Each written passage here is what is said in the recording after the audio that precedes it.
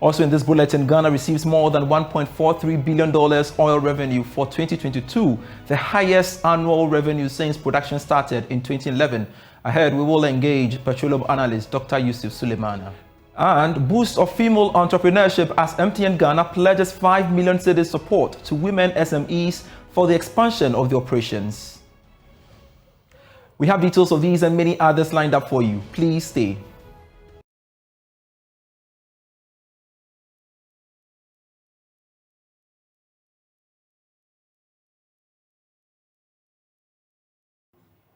Pleasure you could join me. I am Pious Kojobaka. On to our very first story. Fitch Solutions says Ghana's economic challenges cannot be attributed to COVID-19 and the Russian-Ukraine war alone. According to the research and market information firm, the country's debt was reaching alarming levels before the external shocks set in. Now, speaking at a recent Sub-Saharan Africa macroeconomic update, senior country risk analyst Mike Kuringa said both external and internal shocks caused the macroeconomic imbalances within the economy. So Ghana's debt and debt servicing costs were already rising pretty rapidly prior to the pandemic, with the government having embarked on pretty large-scale spending projects, including an overhaul of the banking sector and providing free secondary education to everyone in Ghana, just to mention two. Right, so debt started to rise pretty rapidly.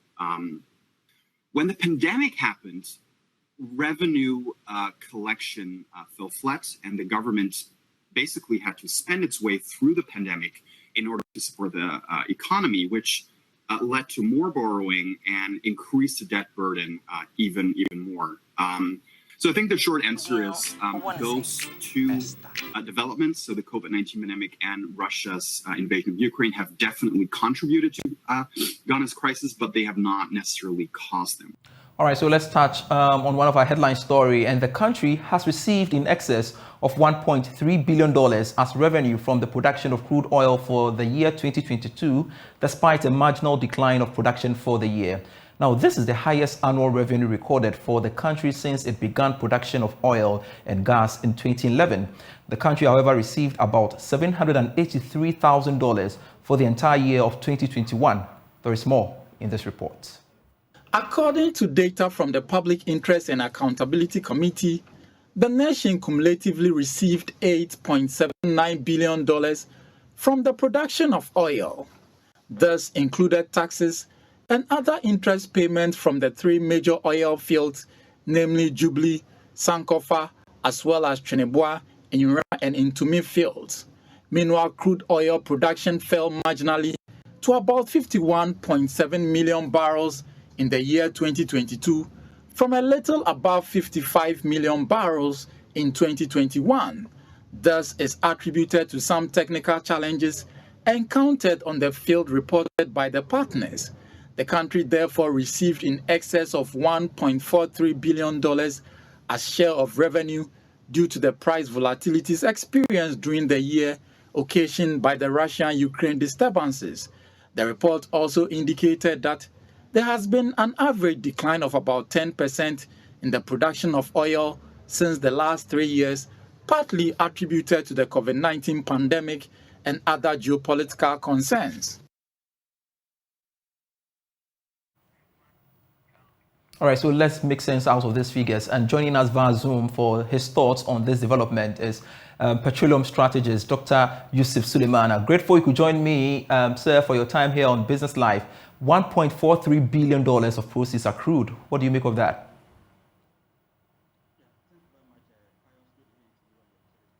Please unmute for me. Yeah, so thank you very much, Pious, and good afternoon to you and your cherished viewers in Ghana and across the globe. Indeed, that's a huge amount. But if you ask me, could we have gotten something more than this? Yes, indeed, we could. What is actually accountable for this is actually not what we would have been expecting. That is, if this amount was actually due to increase in production, then that would have been so much hope. It is just the amount by virtue of the fact that if you notice somewhere 2022, we had oil prices, skyrocketing, and it's still in record high. As we speak now, I mean, from the beginning of 2022 up to now, or even the last 6 months, oil has been in the 80s. It dropped a little bit below 80, but came back to the 80s. So as an upstream player, if you have oil prices in this trajectory, I think it's something that you should be proud of. So yes, even though we had 1.43, that is huge, an amount, but we could get far, far more than that if we actually had been able to optimize production within our wells. And as we speak now, the concern is I have so much concern about our upstream Pious, and my concern emanates from the fact that there seems to be a huge inertia within the upstream portfolio. Even though we had this amount, I think production has even decreased, and it decreased just because of what I'm talking about. The existing players, I feel they don't. There's a little bit of a bit of friction here and there with the host nation, and then we haven't had that much of new wells coming to form. Coming to play. So if you don't have new wells coming within the fields, to beef up the production portfolio. What's going to happen is that at a point in time, every country, every oil production, after a decade of production, there'll be what you call plateau. And within plateau means that when you don't sustain, investment into your fields, it will begin to decline. And that's what we are seeing now. So yes, we could get more than that, but for a lack of increment within our production portfolio, that's where we are. But it's of course good news. Yeah. It is good news, you say, but how can we consolidate these gains? Yeah, good question. To consolidate the gain is just what I touched on. These are our existing players. We have to make sure that we have a kind of win-win situation. As we speak now, we have 3 fields. This 3 field cannot give us more than 150,000 barrels of oil per stream day. After a decade of oil production, that is worrying, Pious. At this moment in time, we have been talking about 500,000 barrels or even 1 million barrels of oil per stream day. We are not getting that. Why we are not getting that is just because we haven't had that massive investment into the area. And the good news is, unlike the COVID time, unlike just after the COVID, now we have a lot of investment trickling into upstream industry. So we have to take advantage of that. The only way I think we have to be able to sustain this gain is to minimize to the barest minimum as possible the friction that we have with our own IOCs, our own IOCs. As we speak now, we have only 2 companies, ENI and Tullow, handling 3 fields. ENI is partnering with unitization impasse with Springfield. Tullow is also having some tax issues, and both of these situations, both of these scenarios, they are all in international court of arbitration, and that is not so good. So I call on authorities to make sure that if there's anything that we can do to debottleneck and to remove all these kind of frictions, because of course that will pave way for more investment. Investment is coming, and that's the good news I talk about. But it's going to other African countries. Cote d'Ivoire is getting a lot of investment. Namibia and other areas, Mozambique, they are getting a lot of investment into their upstream to beef up. Ghana, we are not getting that, and even the existing ones, they are having issues. So yes, we need to do our homework well. Sit down with them. Let's resolve these issues amicably. If it is taken up from the International Court of Arbitration and resolve it, let's do that. And I think if they have this kind of smooth terrain to play, it can potentially increase production and sustain these gains. Other than that, if we're not doing that massive investment into the upstream, like I said, these gains, they're going to wither. They are going to dwindle with time. And you could end up having even 100,000 of barrels per stream day if you don't do any investment into the upstream. So yes, we need to sustain that, and we need to create that peaceful environment with our host, with our IOCs, so that they can have free play to increase investment into our portfolios. Yeah. Interestingly, this is coming at a time TOR needs to be revamped, and there are arguments that really what is the monies that have been accrued so far, the $1.42 billion, what is there to show? That's an interesting one. Again, I always call for the fact that those who are in this business and they can enjoy the business and they're able to optimize their gains within the business and they run upstream and downstream, what they simply do is to link up the two seamlessly so that they can support each other. Because as much as these oil prices are high and we are receiving this, look at the way Ghana is struggling at the downstream side. And that's hitting hard on the economy. And for all you know, this kind of 1.4 billion that you are talking about is not going to make impact because of the heat on the downstream. So if you are having an upstream and you segregate it from the downstream and you don't have any plan to cascade whatever gains that you are getting from the upstream from the upstream to your downstream, you're going to suffer. And so in this case, if we could just channel some portion of it into the downstream, to beef up the refinery, Ghana and African countries, we need a refinery to run. That is the only conduit that can guarantee us our energy security so far as fuel supply in terms of dependability, availability, and affordability is concerned. If you don't have a refinery and we keep depending on importation, then our energy security is on a balance. And that's what we have now. So yes, this investment, we need to cascade it. We need to make a plan. Why don't we send some to the downstream? We can't say we don't have money to invest in the downstream. At worst case scenario, if we can't cascade this money to the downstream, we have to create an enabling environment to attract private sector investment into the downstream. And I think a lot of private players are interested. Just that we just put unnecessary blocks, preventing them from having free money to invest. We have a private refinery sitting there. Let's facilitate the coming on stream of this private refinery. We have Tor there. Tor has to run. Tor is our baby. Tor is our national asset. If we leave it down to rot, we are going to have ourselves to blame. And posterity will not judge us right if we leave the refinery to rot as it is. So yes, we need to invest into the upstream. I mean, whatever gains we are getting into the upstream, let's cascade that into the downstream. And Pious, I can guarantee you that if we let refinery run, in my place, over 2 decades, our currency is almost static. I mean, almost stable with respect to dollar or any other hard currency. What is the secret? The secret is that they have refineries and they don't depend on so much importation. All right. It depends on so much is what's actually having this kind of impact on our currency. And if we do that, I think it's going to help our currency a lot. Yeah. Sure. Thank you. We're certainly looking forward to Tor being revamped, certainly. Grateful Dr. Yusuf Suleiman is an energy strategist speaking to us there.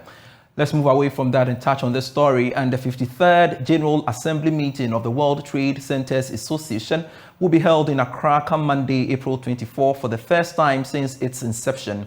Now, the summit, under the theme Toward African Economic Integration and Enhanced Global Presence, will serve as a huge platform to discuss ways for African countries to maximize gains from the African Continental Free Trade Area. The annual General Assembly of World Trade Center is the biggest event on the organization's calendar and will bring together over 400 representatives and business delegations from all the 100 World Trade Centers worldwide.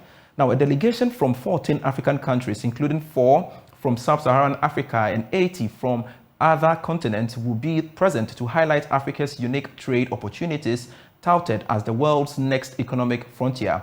On the phone now is the Executive Director of the World Trade Center, Edem Kofi Zoom, I'm told, must join us via Zoom for his perspective on this program we are about to hold. And grateful you could join me, sir. But the World Trade Center is being held in Accra. The program, is being held in Accra, Ghana for the first time.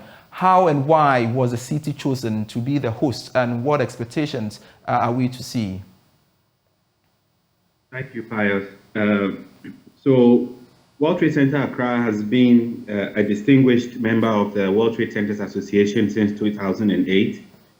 We've been active, and so that has put us in good stead to win the bid to host the General Assembly. Also, Ghana has a good reputation as a stable democracy.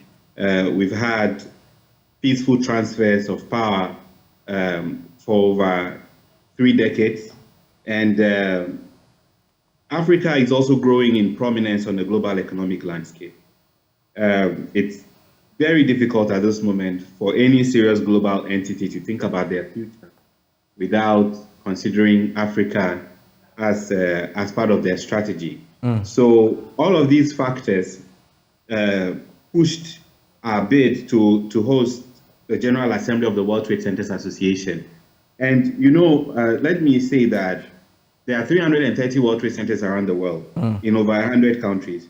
So the process of winning a bid to host the General Assembly is very competitive. So it was not easy for us to win it. And it's the first time the General Assembly is being held in Sub-Saharan Africa. In 2019, the General Assembly was held in Querétaro, Mexico, and in 2018 in Leeuwarden in the Netherlands. 2020 was supposed to be in Taipei, but didn't happen due to COVID, and then the General Assembly became a virtual event. So the 2023 General Assembly is also special because it marks the return to physical General Assemblies for the World Trade Centers Association. And the whole network is excited People are coming to Africa for the first time. There are companies that are so keen to work on this continent. We have businesses that are looking to set up factories, businesses that are looking for new trading partners, people looking for new investment opportunities, all coming here from the 23rd to the 27th of April. Interesting. I'm particularly interested in the theme you've chosen, and it reads towards African economic integration and enhanced global presence. How is this General Assembly being considered a pan-African event?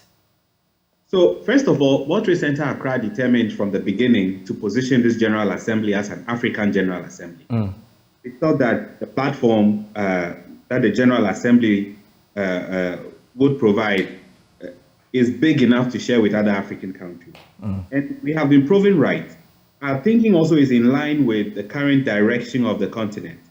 Africa is undergoing a process that is witnessing an amalgamation of our market into a single custom-free trading area, which is the largest single custom-free trading area in the world.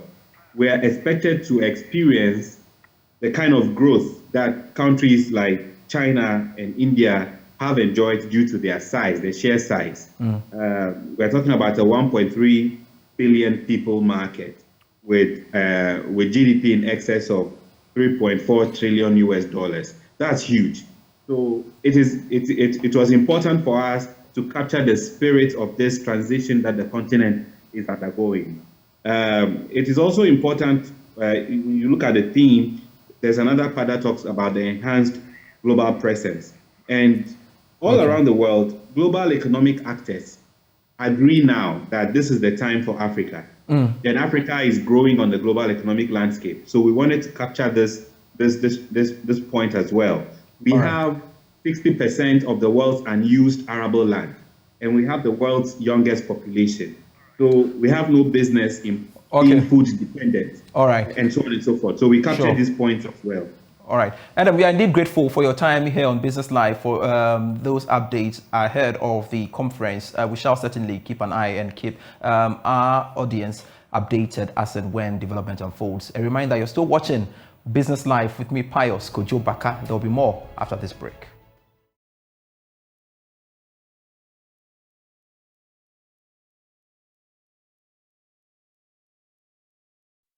Hello, welcome back.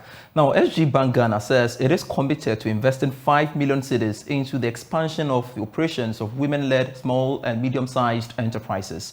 According to Managing Director of the bank, Hakeem Huzani, his outfit is poised to promote increased access to finance for female entrepreneurs across the country. Now, speaking to Joy Business at the SG Women Business Seminar, he said the move will drive growth across all sectors. Here's more. According to the World Bank Findex report of 2021, the gender gap in access to finance in Ghana as at 2021 widened from 9% to 11%, although the percentage of women accessing finance had increased from 27% in 2011 to 63% in 2021. According to the Managing Director of SG Bank Ghana, Hakeem Wuzani, establishment of business hubs where women entrepreneurs get to connect with successful women for mentorship opportunities is key to the development of women entrepreneurs in the country. We have the conviction that women have to be promoted in Ghana. We at SG Ghana, we are working hard to promote women, not only internally within our bank, but only with our customers. So we are doing this event as a capacity building information, and also to be in contact with women entrepreneurs, to hear from there, to understand their businesses, to understand their stories, to understand their challenges. And because we are working towards the SG Women products in the bank to support women entrepreneurs. But to support them, we need to understand their business. We need to understand their challenge. We need to build something which makes sense for them and for us. So this is why we are here. The amount will depend on, after that, on the demands, on the needs, on a case-by-case basis, how we will do this product. What is sure is that we have in the bank created a segment for SG Women, which means that we'll have it now in formally and officially in our portfolio. And then it will depend on it will depend on how the needs will come, and we will dedicate the necessary money the necessary money for that. The most important is to have the right product, which will be addressing a real need in terms of financing.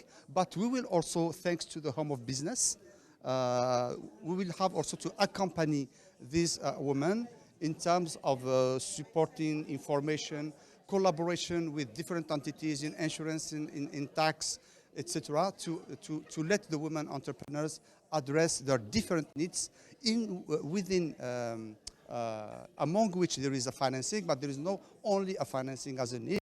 And what we need is really to build a global relationship with women entrepreneurs and to let them grow and to grow with them. SG Bank Ghana believe that small businesses are the backbone of our economy, providing jobs, spurring innovation, and driving economic growth. And to some other stories, and government statistician Professor Samuel Kobnenim is advising policymakers to focus attention on key sectors that can contribute to the country's economic growth but failing to perform. According to him, this is very critical in order to measure the level of success the country is achieving as a result of the policy measures being introduced. Speaking to journalists after the release of the annual growth rate for the year 2022, Professor Inim said more attention must be given to subsectors in manufacturing and services that recorded no growth.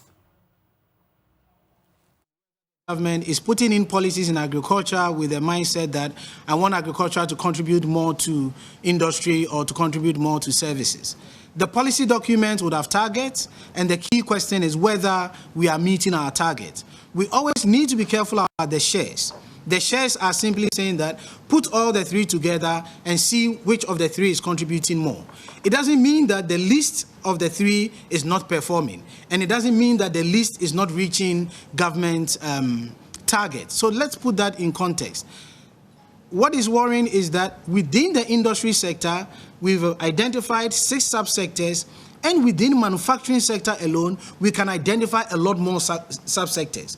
And as you clearly saw from the presentation, within the industry sector, we see some of them expanding. Gold, for instance, is expanding, and the other subsectors within industry, of which manufacturing is a broad component, is also are contracting. If you look within manufacturing, which you're going to find about another 22 subsectors within manufacturing only, you're going to see some of the manufacturing subsectors expanding and others contracting. That is why we always say that let's pay attention to the disaggregates rather than the aggregates. So the industry players should focus on the 22 subsectors within manufacturing, or the 6 subsectors within the industry. Look at government policy and say whether we are meeting government policy or otherwise. Government statistician Professor Samuel Kobnenim there. And that's it for the program. I am Pious. You can always get stories when you log on to myjoyonline.com/business. Grateful serving you. Let's get in touch same time tomorrow. Bye-bye.